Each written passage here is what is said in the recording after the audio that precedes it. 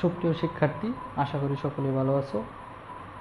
যারা এই বছর 2026 এবং 27 এইচএসসি বেস হিসাবে নতুন ইন্টারমিডিয়েট ফার্স্ট ইয়ারে ভর্তি হচ্ছ একাদশ শ্রেণীতে, তাদের জন্য আমার আজকের এই আইসিটি ক্লাসটি আমি আজকে প্রথম শুরু করছি। আইসিটি তৃতীয় চ্যাপ্টার দিয়ে সংখ্যা পদ্ধতি সম্পর্কে।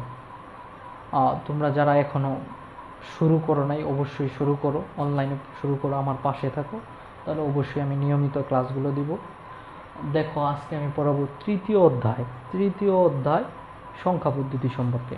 তৃতীয় অধ্যায়ের সংখ্যা পদ্ধতি, সর্বপ্রথম সংখ্যা পদ্ধতির ধারণা, এটি সম্পর্কে আমরা জানবো। সংখ্যা পদ্ধতির ধারণা, সংখ্যা পদ্ধতির ধারণার মধ্যে আছে প্রথম হচ্ছে সংখ্যা সম্পর্কে আমাদের জানতে হবে। সংখ্যাটা মূলত কি? সংখ্যা হচ্ছে এমন একটি উপাদান যা কোনো কিছু পরিমাণ, গণনা এবং পরিমাপ করার জন্য ব্যবহার করা হয়।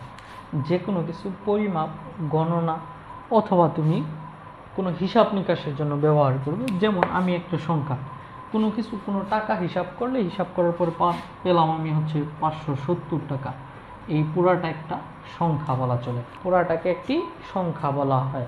আমি কোনো টাকা হিসাব করলাম, 570 টাকা হইতে পারে, অথবা 1000 টাকা হইতে পারে, অথবা 100 টাকা হইতে পারে। এরকম এই টোটাল টুকুরে একসাথে গণনা করা যায়, পরিমাপ করা যায়। পরিমাপের জন্য আমি 100 সেন্টিমিটার, 100 মিটার যে কোনো কিছু ব্যবহার করতে পারি। তারপর হচ্ছে সংখ্যা পদ্ধতি সম্পর্কে জানতে হবে আমাদের। সংখ্যা পদ্ধতি হচ্ছে কোনো সংখ্যাকে লিখা বা প্রকাশ করা ও এর সাহায্যে গাণিতিক হিসাব নিকাশের জন্য ব্যবহৃত হয়। কোনো সংখ্যা আমরা লিখবো, হিসাব নিকাশ করবো, সেটা কি থিওরিতে হিসাব করব, এই সম্পর্কে আমাদের যে পদ্ধতিটা লেখা হয় সেটাকে বলা হয় সংখ্যা পদ্ধতি।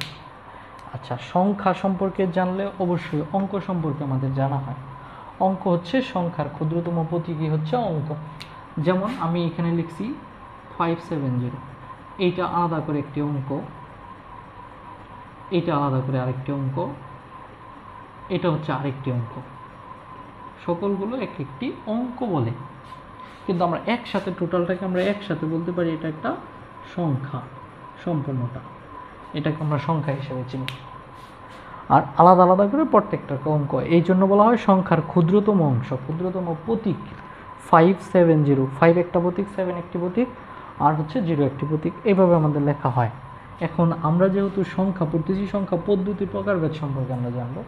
সংখ্যা পদ্ধতির প্রকারভেদ, সংখ্যা পদ্ধতি মূলত হচ্ছে দুই প্রকার। একটা হচ্ছে পজিশনাল সংখ্যা পদ্ধতি, অপরটি নন পজিশনাল সংখ্যা পদ্ধতি। পজিশনাল সংখ্যা পদ্ধতি সংখ্যার মানগুলো যদি অবস্থানের উপর নির্ভর করে, যে সকল সংখ্যার মান অবস্থানের উপর নির্ভর করে তাকে পজিশনাল সংখ্যা পদ্ধতি বলে। যেমন 570, এটি একটি পজিশনাল সংখ্যা পদ্ধতি। 570, এটা হচ্ছে একক, দশক, শতক, এই জন্য 570।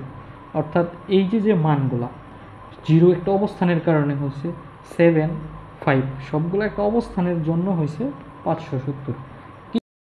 এখন পজিশনাল সংখ্যা পদ্ধতি 4 প্রকার। একটা হচ্ছে বাইনারি সংখ্যা পদ্ধতি, একটি অক্টাল সংখ্যা পদ্ধতি, একটি ডেসিমাল সংখ্যা পদ্ধতি, অপরটি হেক্সাডেসিমাল সংখ্যা পদ্ধতি। আমরা এই পদ্ধতি সম্পর্কে অবশ্যই পরবর্তী ক্লাসে বিস্তারিত জানব। এখন আমরা জানব নন পজিশনাল সংখ্যা পদ্ধতি।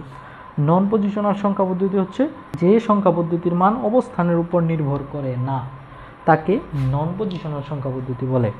যেমন রোমানরা যে সংখ্যা আবিষ্কার করছে 1, 2, 3, তারপর হচ্ছে 4, এই ধরনের সংখ্যা পদ্ধতিগুলো হচ্ছে নন পজিশনাল সংখ্যা পদ্ধতি। অবস্থানের উপর নির্ভর করে না, সংখ্যাগুলো অবস্থানের উপর নির্ভর করে না, এই জন্য এটার নাম নন পজিশনাল সংখ্যা পদ্ধতি। এই নন পজিশনাল সংখ্যা পদ্ধতি মূলত হচ্ছে এক ধরনের প্রতীক। যেমন গ্রিকরা এক ধরনের সংখ্যা আবিষ্কার করছে, আবার হচ্ছে মিশরীয়রা বিভিন্ন ধরনের চিহ্নের মাধ্যমে তাদের সংখ্যাগুলো বুঝাইতো, সেগুলোই হচ্ছে নন পজিশনাল সংখ্যা পদ্ধতি। আশা করি সকলেই ভালো বুঝতে পেরেছো। এরপরেও যদি কারো কোনো সমস্যা হয় অবশ্যই আমাকে কমেন্টে জানাবে, আমি সেই প্রশ্নের উত্তর দেওয়ার চেষ্টা করব।